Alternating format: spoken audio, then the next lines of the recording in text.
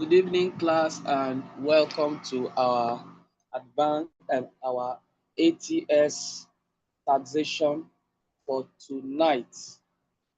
Today, we'll be taking a calculation part of the topic of the course, which is taxation of employment income. I want to believe that you have downloaded the ICANN ATS3 taxation study pack because that is our main item we are using for this class. So on page 198, you will see a topic under discussion, taxation, employment, income. All right. Excuse me.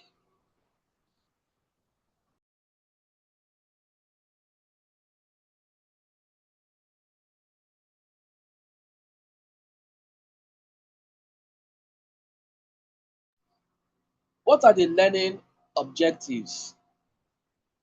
What is employment income?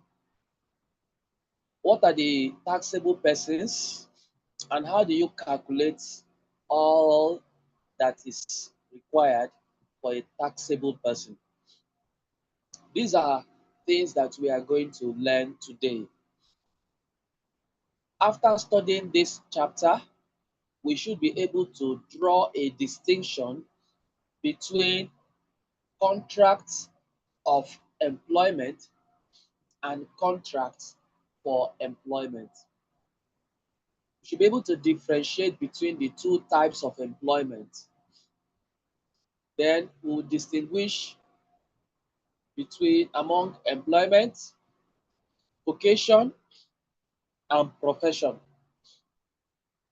Then we will understand something called benefits in kind that is received by employees and how do we value it. Then we will know what is a gain or profit from employment that is deemed to be received from Nigeria. Then we'll look at place of residence and principal place of residence. Then we'll talk about the significance of residence for tax purposes and how to solve disputes. Then we'll know about the pay as you earn, how to calculate it, determine consolidated relief allowance, and all of that. Now let's look at employment income. What is employment income? Employment income here includes anything that is employment income includes salaries, wages, fees, allowances. All of these are included in employment income. So salary is included, wages, fees.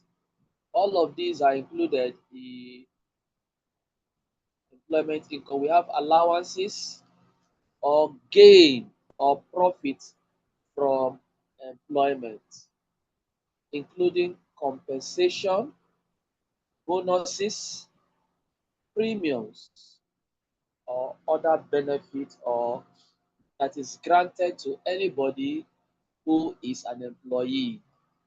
So it means that if you are an employee and you received a salary, that salary is an employment income. If you receive a wage, that wage is an employment income. If you receive um, allowances, you receive compensation, you receive premiums, all of these are employment income. So those who are not in employment will not get any of these. All right. What is cash emolument? Cash emolument is the remuneration that an employee receives from the employer in form of cash. So when you receive something in form of cash, that is called cash emolument. Now, cash emolument is inside your employment income because you can receive cash by way of salary, by way of wages, by way of fee, allowances, or gain, which includes compensation, bonuses, premiums, cash benefits, share of profits. All of these here are inside the employment income. Now, there are certain things that are inside employment income that is also not cash emolument. Take note here, cash emolument is something that you can convert to cash. It's easy to convert them to cash, and they exist in the form of cash. Now, some things cannot be converted to cash, and so we have something called benefit in kind. Now, these benefits in kind are expenses that are incurred by employer. And who is benefiting it? The benefit is the employee. Now, employer is making the expense, employee is benefiting. Examples can include furnished accommodation. So when you furnish an accommodation for a manager, you furnish it and he's enjoying it. That's benefit in kind. You can give him a gardener or a cook. We call them domestic servants. These people, they are the one paying them. The employee is enjoying the services. It could even be official car.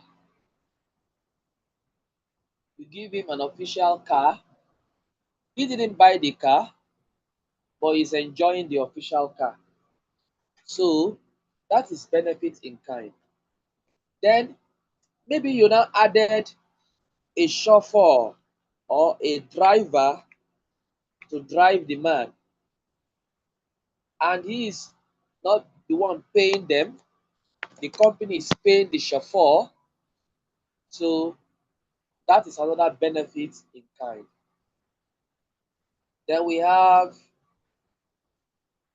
air condition, installation of air conditioners, generators in the employees' residence. All of these are benefits in kind and are regarded as part of the employee's taxable income.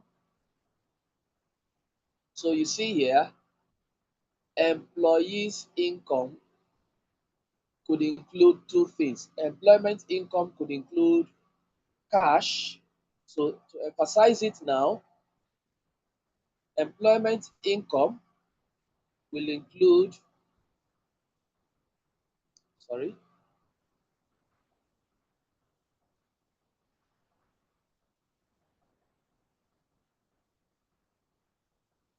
just a moment. Employment income will include cash. I don't know why what is happening. It will include cash and benefits in kind. So these are the two things that employees' income will include: cash and benefits in kind. These two is included in employees' income. All right, let's look at illustration one. Illustration 1 shows the format for the computation of a tax liability. How do we compute the tax liability? First of all, you need to find the total income less non-taxable income.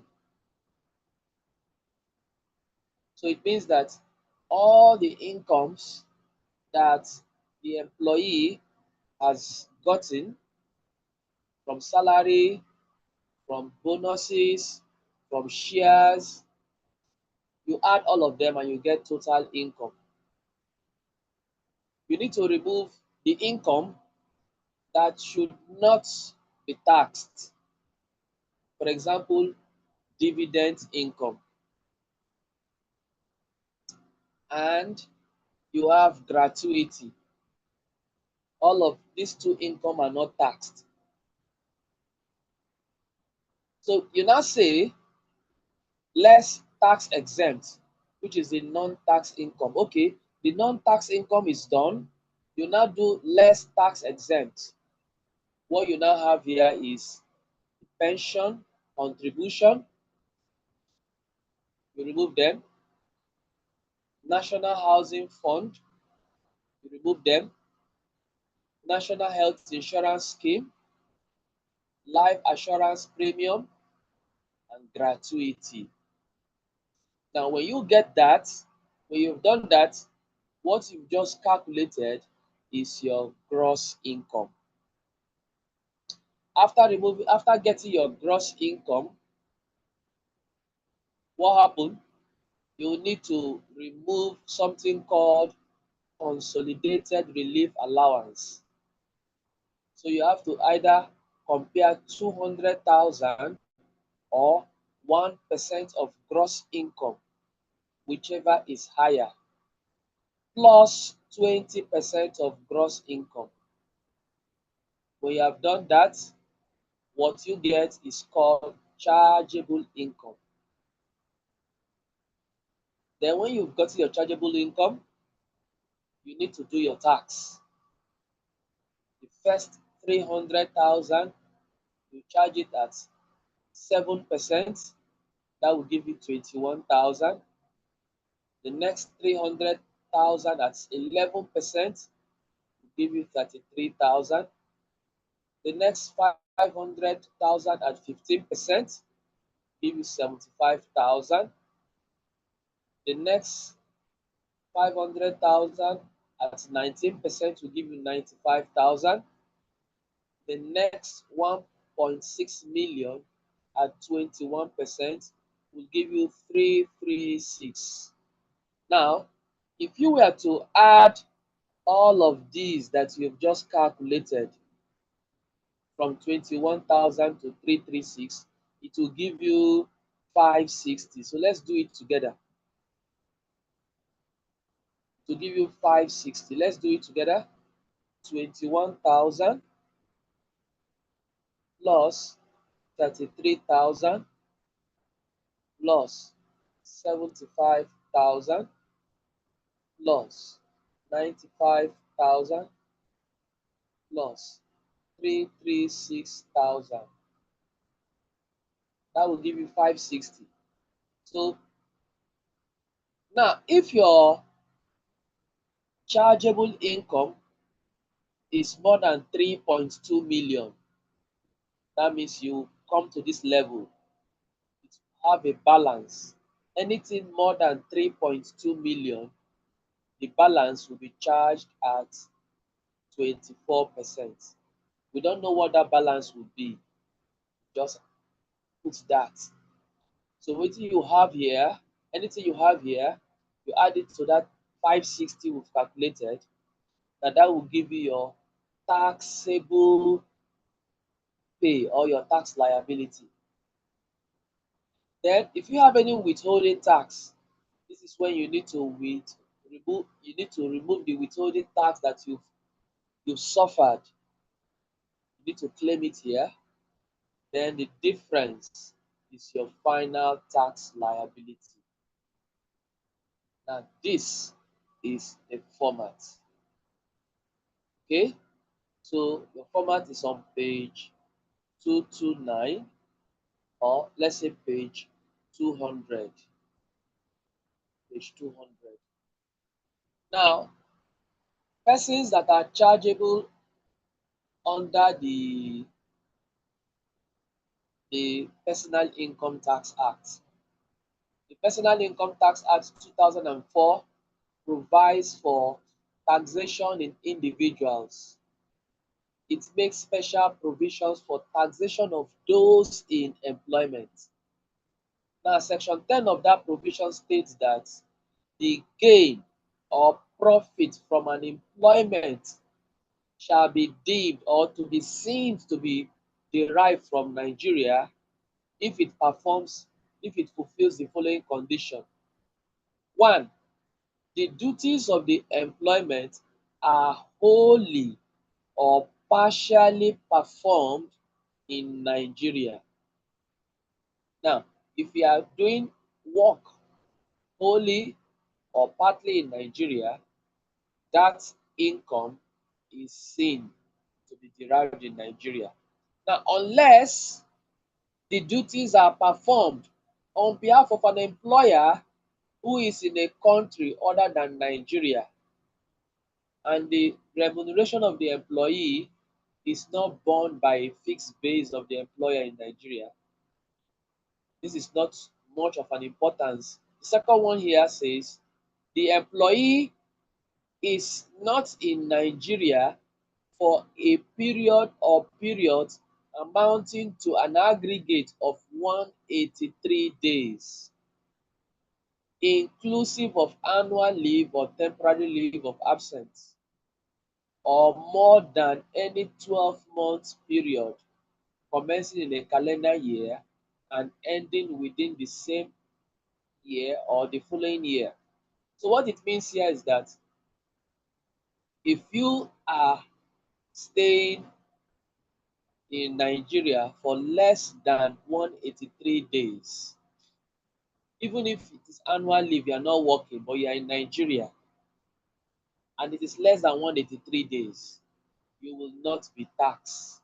You will not be seen to be having your income derived from Nigeria. But the moment you clock 183 days, then you become taxable in Nigeria. Now let's do something here. How many days do we have in a year? We have 365 days, right? In a leap year, we'll add one day, becomes 366. Now, if you divide 366 by 2, we have 183 days.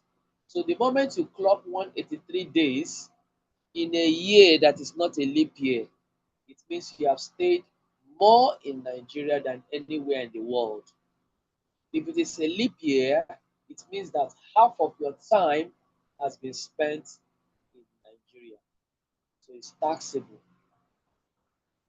Now, another thing that will exempt your income from being taxed is if the remuneration of the employee is liable to tax in other country. Now, we have something called the double taxation treaty. So when we have double taxation treaty, it says that if there is a gain from employment or so or business that you receive from any country that is under that treaty, if you are being taxed there and you bring the money down to Nigeria, Nigeria should not tax you because it is going to be a double taxation. So you should be exempt from tax. So that is what it is saying. Now, these are the exemptions to income that is earned in Nigeria. Another income that is earned in Nigeria is if the employer has a fixed base in Nigeria. Let's say you have an office in Nigeria you have a, a filling station in Nigeria, you have a warehouse, or yes, a store in Nigeria. You have a fixed base. So that fixed base is what makes you liable to tax. Now, another one here says the gain or profit from any employment exercise in Nigeria shall be deemed to be derived from Nigeria, whether the gain or profits from the employment are received in Nigeria or not. So once in the eyes of the law you are seeing that it is deemed to be made from Nigeria, whether the profit is actually derived in Nigeria or not, if it is deemed to be seen as profit in Nigeria, it is going to be taxed in Nigeria. All right, so these are some of the things you need to learn. You don't need to read all the laws here. So now let's go straight to something called employment, contract of service, and contract of service. Now, the Personal Income Tax Act defines employment to include any appointment or office, whether public or private, for which remuneration is payable, and there should be something called employee and employer relationship. Now, contract of employment is any agreement, whether it is written or verbal, where one person agrees to serve as a worker. So, contract of employment.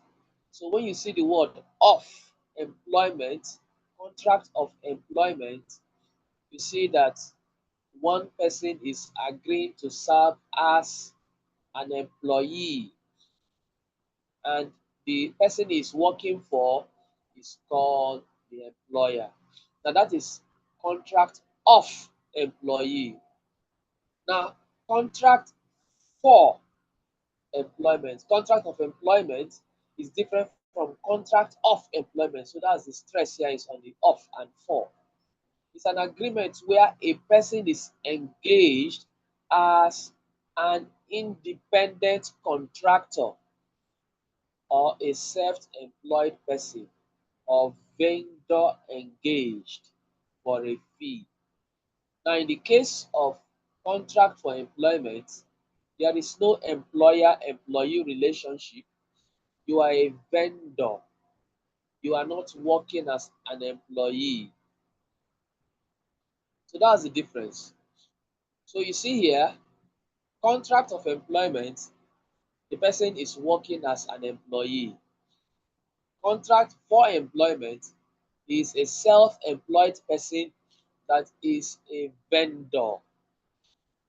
Now let me give an example now. You may have a company accountant in an organization. That accountant is employed by the company and is being paid salary. He is called an employee. You may have an independent and accountant that comes and do almost the same service, but it's not an employee. It's an independent contractor, a self-employed person. Now that's the difference. This one is contract for employment. All right. Now, what are some of the distinctions between the two? Now, for contract of employment, which is the one for employee and employer, there is something called salary, which is a form of remuneration. Meanwhile, for contract of employment, the vendor earns profits, not salary. That's number one.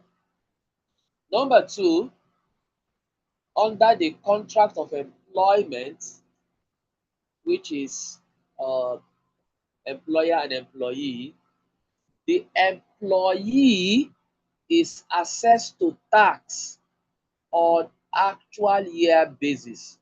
Now, what it means is that you earn your income in the year 2024, your tax is paid in 2024.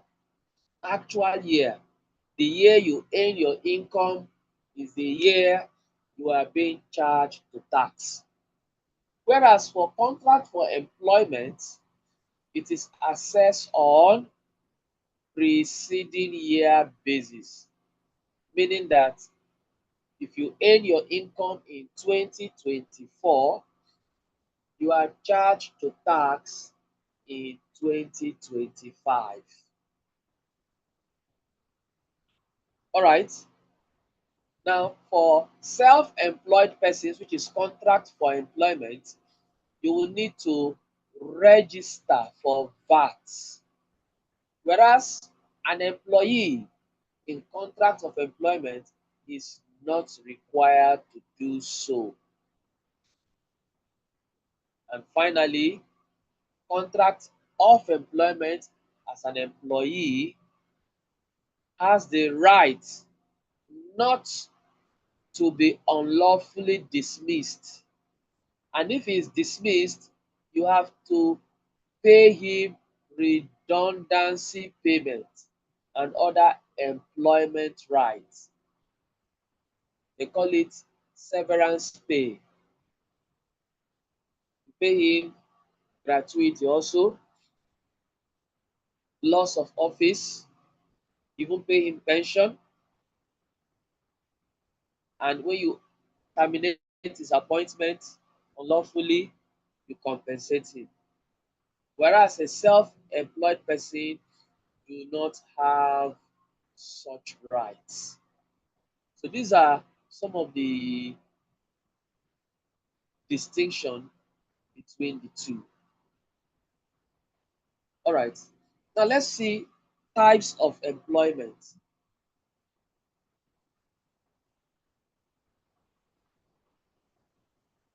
Somebody say, okay, you are saying I should explain redundancy. Okay. Redundancy is when you are not adding any value, you are not doing any work, or so, or it could be that two people or three are doing the same kind of work, and so there is redundancy. You can find the meaning of redundancy. Let us even look at the meaning of redundancy. Redundancy meaning. Let's look for the meaning so that we will not be guessing. Now, redundancy, redundancy meaning.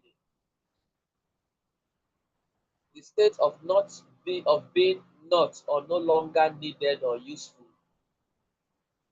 The state of being no longer in employment because there is no more work available. So when there is no work available, they don't need you. You are not needed. It's not that you are sacked. There is no job. Maybe the job three people are doing it and they just need only one person. You are no longer needed. And so they let you go. They lay you off because you are redundant. All right? Types of employment. Although we have seen uh, types of employment here, this is types of contracts of employment. This should not be confused with types of employment. We have Nigerian employment. What does Nigerian employment mean? It means that your employment is not a foreign employment. How? It means your duties are either wholly or partly performed in Nigeria. So it means that you are doing your job in Nigeria. If your office or the place where you are carrying out your job is in Nigeria, you have a Nigerian employment. An individual who holds a Nigerian employment on the first day of January in a year of assessment. Now, this first day of January is called a relevant day. It's a relevant day in a year because that is when the government calendar year starts. So, if on January 1 you are holding an employment in Nigeria, it means that your income tax, it means that you become liable to income tax in Nigeria for that year. Why? Because you have entered into employment in that year in Nigeria. It means that the job you are doing, you are going to pay tax to Nigeria on that year because in first day of January you are already seen to be employed in Nigeria. Foreign employment. Now, foreign employment is any employment where the duties are either wholly performed outside of Nigeria. So when you are performing your duties wholly outside Nigeria, you are holding a foreign employment. But you see, in Nigeria here, if you are performing only in Nigeria, the Nigerian employment, if you are doing partly in Nigeria, that means partly in Nigeria, partly outside, it is an employment income, provided that on the first day of January, you are performing your duty in Nigeria. But for foreign employment, it means that you are wholly performing your duties in Nigeria. Now, if you hold a foreign employment on the first day of January in a year, it means that your your tax is not liable in Nigeria. What is the meaning of income? Income here means whatever aggregate amount that shall be taxed by the government of every taxable person. So the aggregate amount you receive in a year or in a relevant year is income from sources either inside Nigeria or outside Nigeria. So if you are paid for anything, you earn anything in Nigeria or outside Nigeria, that is income. It could be gain or profit from trade or business or vocation. It could be salary or wages, bonuses that you receive by way of being an employee. Now, for the purposes of tax, income tax, personal income tax, and place of residence, we can classify income into earned income and unearned income. Now, what is an earned income? What is earn? Earn means you work for it and you are paid. If you don't work for it, you don't get paid. Now, earned income in relation to an individual means income derived from trade. Maybe you are a one-man business, you go to your shop and you trade, or you do business. So if you don't go to business, you will not get paid. Or profession as an accountant, if you don't work for clients, client will not pay you. If you don't teach as a professional teacher, you will not be paid. Vocation, you will get to learn what vocation is very soon. Or employment. So it means if you are employed and you are answering an employee, you are getting an earned income. Even if you get pension, pension is derived from employment. That is an earned income. You get commission, you get wages. All of these are earned income. Why? Because you worked for them, earned them. Now, there is something called place of residence. Now, place of residence is determined by the kind of income that you earn. Now, an individual who has a source of earned income in Nigeria, which could be any of these, for any year of assessment, other than pension. So that means pension is not among. If you have any other income excluding pension, it means that your place of residence shall be the place or principal place of residence on the first day of January. What it means is that if you are in Lagos and you are an employee, by the 1st of January, your place of residence is Lagos. If by December of a year, your place of residence was Lagos, and you moved to Abuja, on the first day of January, you are still holding an employment income, but you are no longer based in Lagos, then your place of residence becomes Abuja.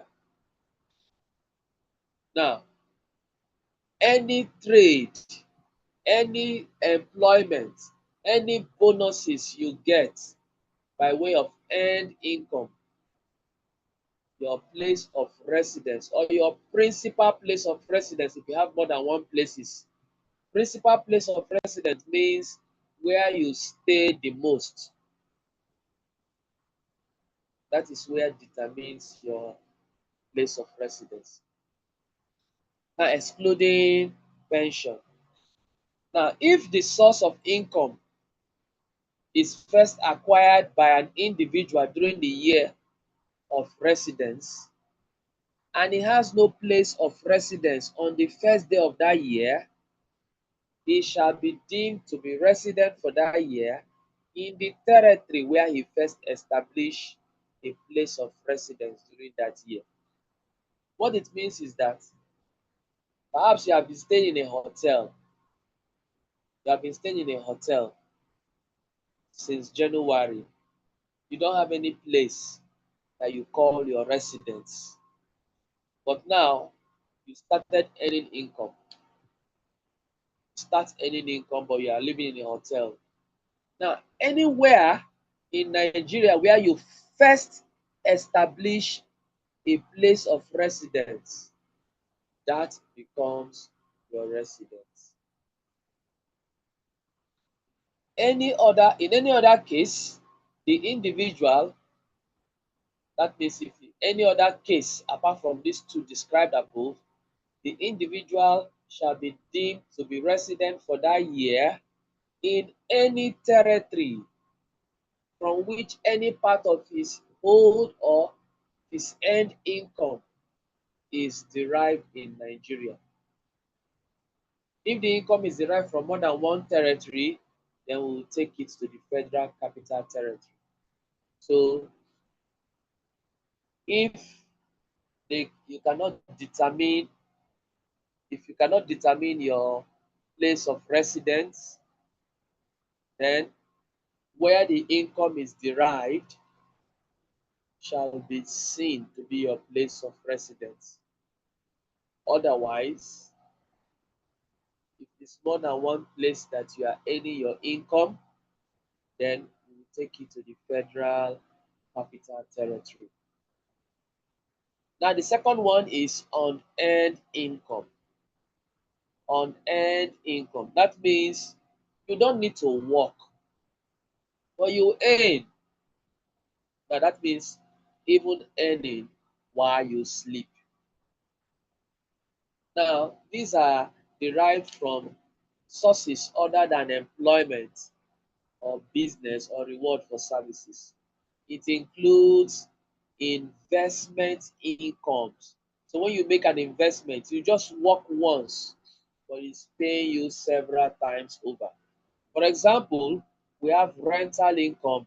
You build a house once, you lease it out once, but they keep paying you rent yearly. You are no longer working, but you are getting rental income. What about dividends? You buy shares once, and the shares keep paying you dividends. You are not even the one working, the directors are working, paying you shareholders. Then there is royalty. Now, royalty, you do something. Let's say you are a singer. Can I say, for example, you are Whiskey or Davido, and you sing a beautiful song, and there are your marketers and producers are producing and marketing it for you. They will pay you royalty every year for the songs that they produce and market.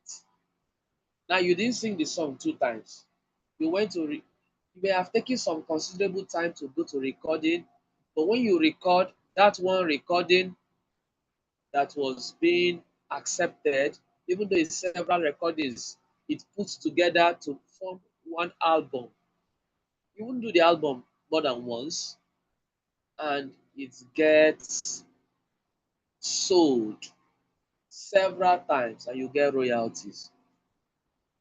Then we have trademarks, earnings from trademarks, patents, gifts, and inheritance that are bequeathed to you. You didn't work for them. Somebody died, sent you a will, and you inherit. These are unearned income. Now, what is a place of residence? An individual that has no source of earned income. So if you don't have earned income for the year, but you have one or more sources of unearned income. So it means you're not a salaried man, you don't have business, but perhaps you have houses that you are renting, or you have investment that you did. That is unearned income. Now, your place of residence shall be the place or principal place of residence where you dwell in Nigeria on the first day of January. If all the unearned income of an individual comes from one territory and he has no place of residence on that day, then his income shall be it shall be deemed to be resident in the place where his income arises. So it means that if your income is arising from Lagos, but you are not a resident of Lagos and you don't even have any residence, then you say your income is your resident will be seen to be in Lagos. But if your income is coming in Lagos, let's say you have house, you have shares in companies in Lagos, but you are resident in Kano, that is where your principal place of residence is, then that is where your principal place of residence will be. But if you don't have any residence, but you are earning your income in Lagos, you will be seen as residing in Lagos. If the unearned income of an individual for the year is in more than one territory, it shall be deemed to be resident in that year in the territory from which any part of the unearned income arises. All right. All right. So let's look at corporate corporation sole. A corporation sole or a company or body of individual shall be deemed to be resident for a year of assessment in the territory in which its principal office is situated. So it means that many companies that are registering their businesses and maybe putting their head office in Lagos, they may be having branches in everywhere in Nigeria, but they are seen to be resident in Lagos because that is where their principal office is. That is for a company. What are the relevant tax authorities? Personal income tax covers the following. It covers individuals, body of individuals, which is partners, communities, families. It covers estates, trust, and settlement. Now, as provided for in Section 2 of Personal Income Tax Act, the relevant tax may vary from person to person. Now, for an individual, corporate sole, by sole proprietorship, or body of individuals, which is partnership, the relevant tax authority is the state where the individual is deemed to be resident for that year. We've stated before that if he has a permanent place or principal place of residence in anywhere, that is where he is deemed to be resident. If he doesn't have a place of residence, where is the income derived? Thus, taxes are expected to be paid to the relevant state internal revenue. For example, if it is deemed to be resident in Lagos, you pay to the Lagos State Internal Revenue. The relevant tax authority of the following persons is the Federal Inland Revenue Service, that is the FIRS. Now, for persons, if you are employed in the Nigerian Army, the Navy, the Nigerian Air Force, the Nigerian Police, other than a civilian capacity, you are taxable to the Federal Inland Revenue. Why? Because you could earn your income from any part of the state. You could be deployed anywhere, several times in the year. Now, officers of the Nigerian Foreign Service, they are taxable by the FIRS. Then a person outside, resident outside Nigeria, but derives his income from Nigeria. For example, you are in USA and you are deriving your income in Nigeria, that means you become taxable to the Federal Inland Revenue. Now, for every person who is resident in the Federal Capital Territory, Abuja, the relevant tax authority is the FCT Internal Revenue Service. Previously, they used to fall under the people that were taxable by the FIROS. But now the FCT Internal Revenue has their own tax authorities. Now, trustees of settlement, trust, or estates, those who are called trustees, or an executor of any estate of a deceased person. Now, his relevant tax authority is where the deceased was last deemed to be resident. So it means that if somebody who creates a will was deemed to be resident in Lagos and his trustee is resident in Abuja, because he is a trustee acting in the capacity of a trustee, that income from the trusteeship shall be deemed to be made where the dead person was last deemed to be resident. And we talk about community, we talk about family, we talk about itinerant workers. And look at them. Now look at determination and importance of residence. Now, in personal income tax, determination of residence is vital for the purpose of identifying the relevant tax authority of a person or of the taxpayer. You know, there was this time that this big brother Nigeria, this person called Lekon, when he won, there was a controversy as to whether Ogun State would collect his tax or Lagos should collect his tax. So the determination of residence is important for us to know the tax authority, the relevant tax authority to, to be answerable to. Now, for a resident individual is anybody who is domiciled in Nigeria. Now, if you are domiciled in Nigeria, it means that you are living in the shores of Nigeria.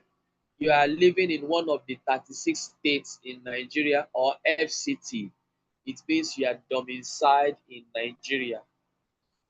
Now, that's one definition of a resident individual.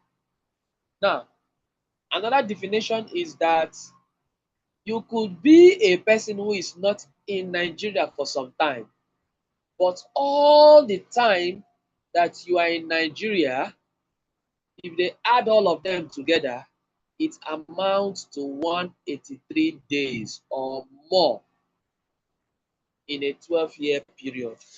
So that means the 12-year period, January to December, if they check and you are resident in Nigeria for more than 183 days or 183 days or more, then you are a resident person. You are a resident individual. Then the third one is you are a diplomat. You are a diplomat of Nigeria in another country. You are a diplomatic worker. What it means is that you are an ambassador of Nigeria to Ghana. You will be in the Ghana embassy. You will be working in the embassies of Ghana.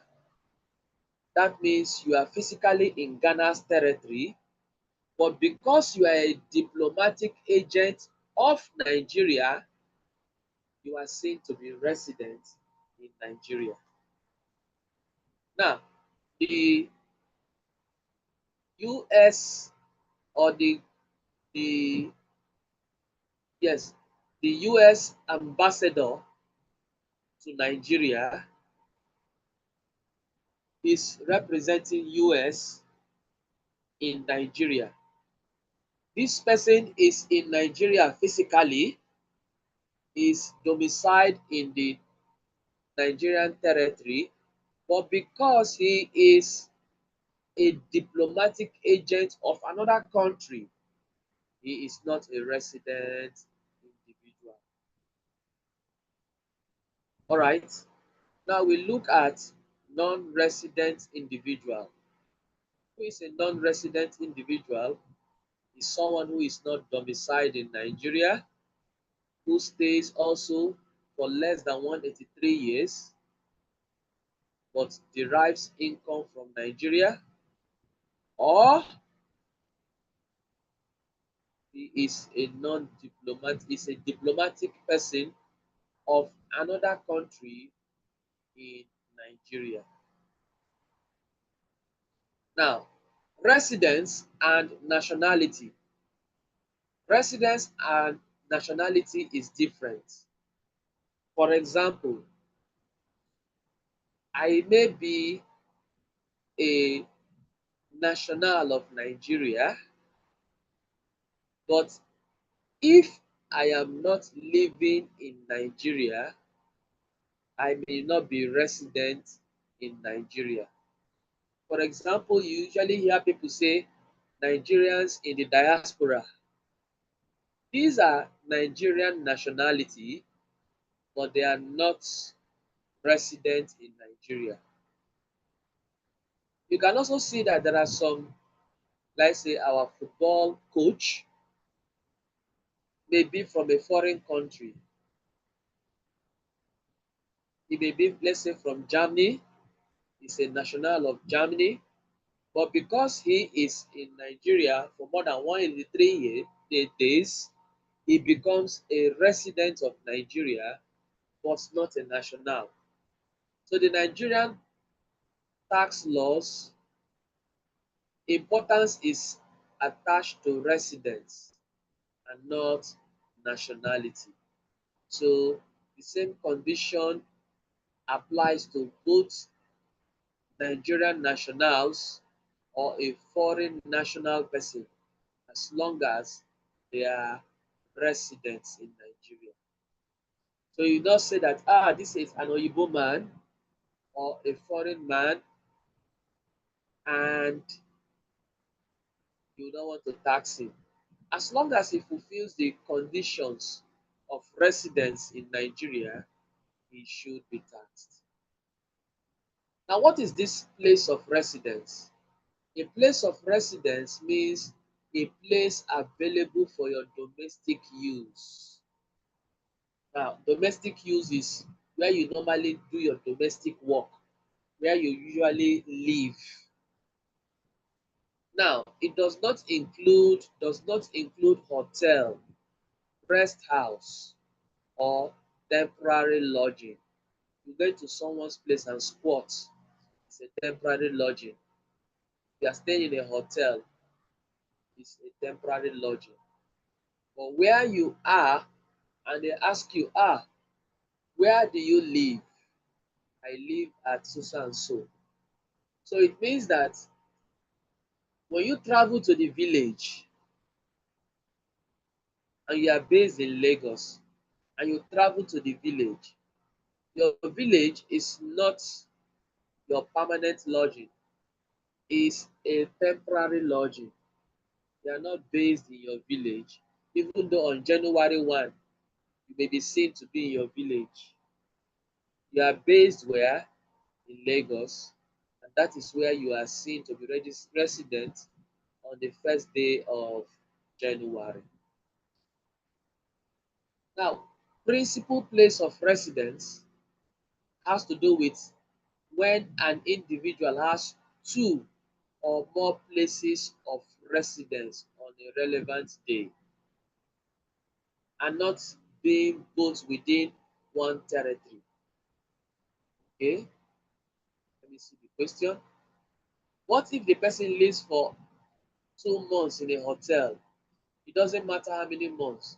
The moment he stops living at the hotel and establishes a resident, that place becomes his residence. He may be living in a hotel from January to even May. If in June he establishes a place of residence, that place becomes his residence for that year.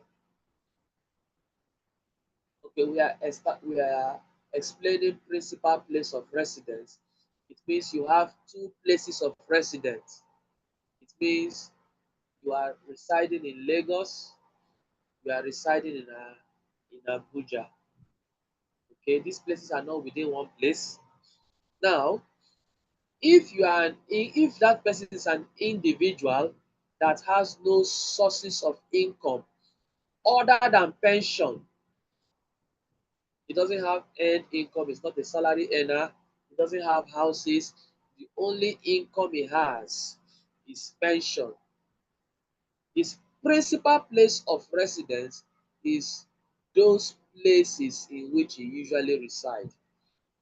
So where he resides more would be his place of residence, his principal place. So if he resides more in Lagos than in Abuja, of course, you can choose one of them. But where he usually resides is where he resides more. Now, if the individual has a source of earned income, either business or employment, he's not earning pension, he's earning income, other income. Then his place of residence will be the place which is nearest to his work. So the place which is nearest to his work. If he's living in Lagos, working in Abuja, Abuja becomes his place of residence because that is nearest to his work. In the case of an individual who has a source of unearned income, maybe rent, investment, and all that, now those places where he usually resides. So if you notice something here, the way we treat unearned income alone is the same way we treat pension income alone. But if the person now mistakenly has an income that is earned, now that income that is earned supersedes. So where is closest to his work is where his income is deemed to be earned. Now, his unearned income will also go to that place. In the case of an individual who works in an office or operational site of a company or corporate body, the place of which the branch office or operational site is situated is his place of residence. So if you work in an office where your branch office where you work is situated is your place of residence. All right, let's jump and go for some more other place. Who is an itinerant worker? An itinerant worker means an individual, irrespective of his status, who works at any time in any state during the year of assessment other than a member of the armed forces. So it means that you are not a member of the Nigerian Army, Navy, Police, and all that, but you can work anywhere at any time in the year. You are an itinerant worker. And you work for wages, salaries, and you are working in more than one state for a minimum of 20 days in at least 3 months of every year of assessment. Now, the itinerant worker may be imposed for any year by any state in which he works for a minimum of 20 days in at least 3 months. So any of these states can impose tax. Now, as an employer shall register with the relevant tax authority for the purpose of deducting income tax from his employees without formal notification. So what it means is that once you have an office, you are an employer, maybe you are located in Lagos, you should register with the Lagos State Internal Revenue Authority for the purpose of pay as you earn, which you will deduct from your employees. Now the employer shall within 6 months of commencement of this regulation, or within 6 months of commencing a business, he must have registered and deduct tax from his employees. He deducts it from his employees and remits to the government, relevant government that is taxing his area. All right. Now, if he fails to do that, if he fails to register within the time frame, he will pay 25,000 in addition to the payment of arrears of the tax due. Okay? Some of this reading part, you will have to read them on your own. So let's go to where it's important.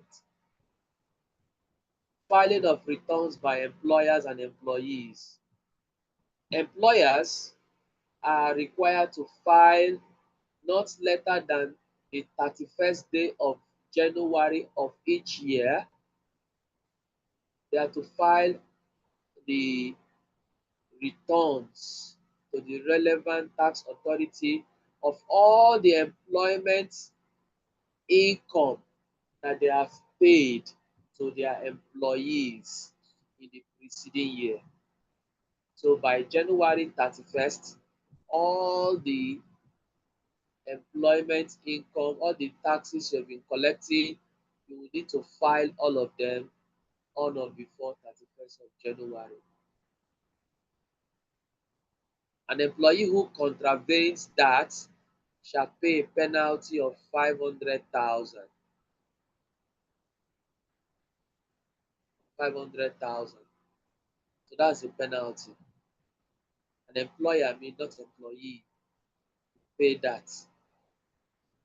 All right. Let's go to basis of assessment. The basis of assessment for determining the personal income tax of an employee is actual year basis. Okay, so we've mentioned that before, that you earn income for that year, you are being charged to tax for that year. It's actual year basis. It is, however, pertinent to note that in determining the gross income of an individual, income from employment is based on actual year basis, while unearned income are based on preceding year. Okay, so if your income is including both earned and unearned, income from employment is actual year, while unearned income is preceding year. So it means somebody can be going to work, coming back as an employee, and he has shares, he has rental properties. So if you want to determine his gross income, you need to know which one is actual year, which one is preceding year. Now, exemption of minimum wage earners from the payment of personal income tax. The personal income tax, as amended by the Finance Act 2020, states that the employees earning the national minimum wage or less are no longer liable to pay tax or monthly payee deduction. So it means that if you are earning as at today less than 30,000 or 30,000 naira, you are no longer liable to pay the minimum to pay payee. All right. Now let's go to something called income chargeable, allowable and non-allowable expenses. Now, which income is chargeable to tax? It includes salary, it includes wages, fees, allowances, any gain or profit that comes from employment, such as compensation, bonuses, premiums, benefits, other prerequisites given to somebody who is an employee.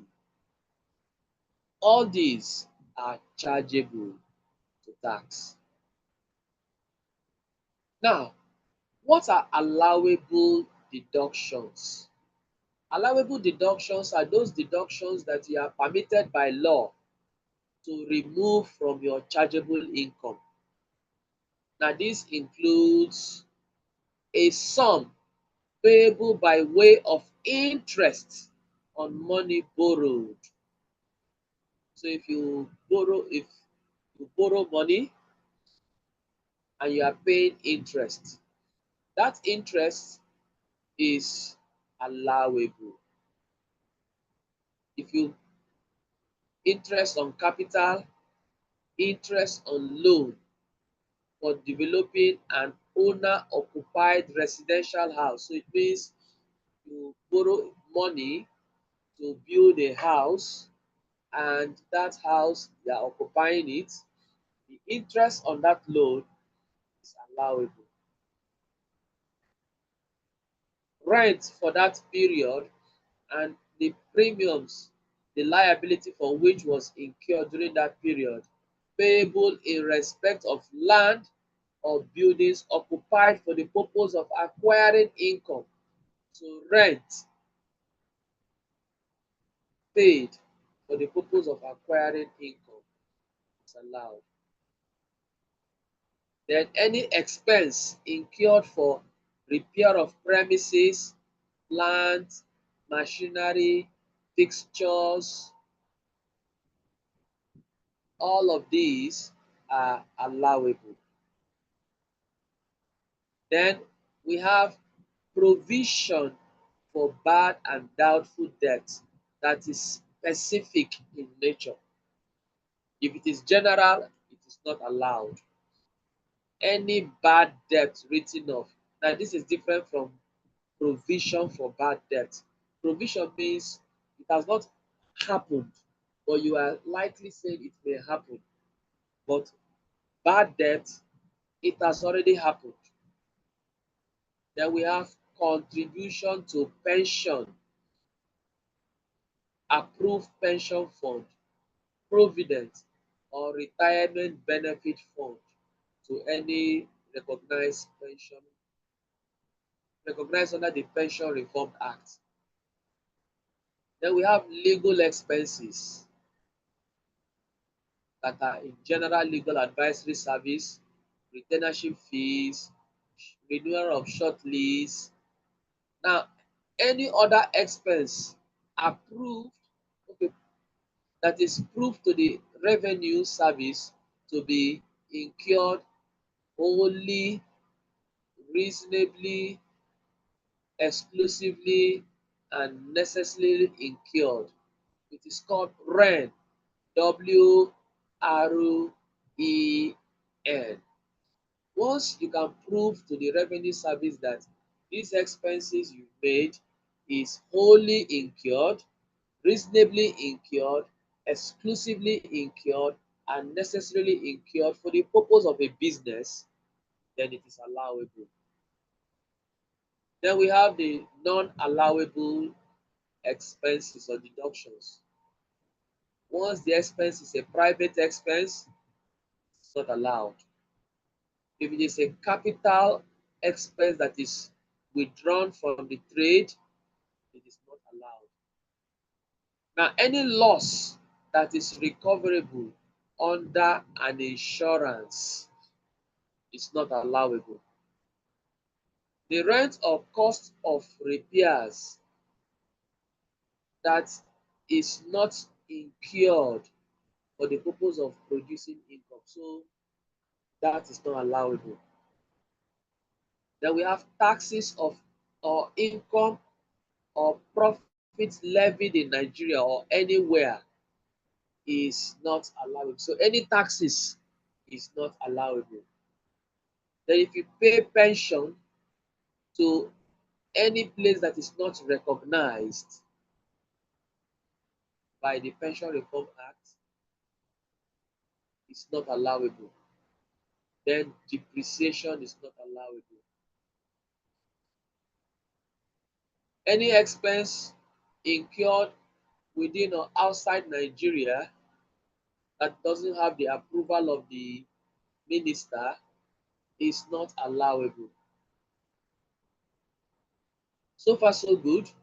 We've talked about a lot of things in our employment income. Talked about the types of income. We talked about the contract of employment, which is an employer-employee relationship, and contract for employment, which is a self-employed person, which is a vendor. Talk about Nigerian employment, foreign employment. Talk about people who are resident and non-resident. We talked about how you can identify a resident individual and a non-resident, and that nationality does not play a role. Then we talk about persons that are chargeable, the income that are chargeable, place of residence, principal place of residence. We talked about all of these.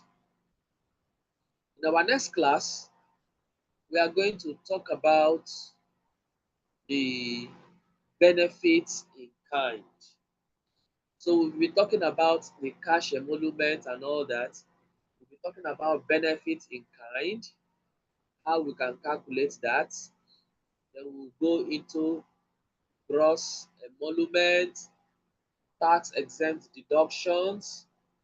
Then we will be talking about how to calculate consolidated relief. Then we'll talk about the rate of tax. We will now go into solving a question. So by our next class, we will start solving a question. I haven't talked about the second part, which is benefit in kind. So if you have any question so far from what we have learned from page 198 or so down to page 242, you can ask the question on WhatsApp or send me an email. I'll be glad to respond. Please download the I Can Study Pack because this is our principal book that we use for this class. If there is any outside material I will bring in, it will be in the form of question, and I will let you know. So with this now we come to the end of our class for tonight.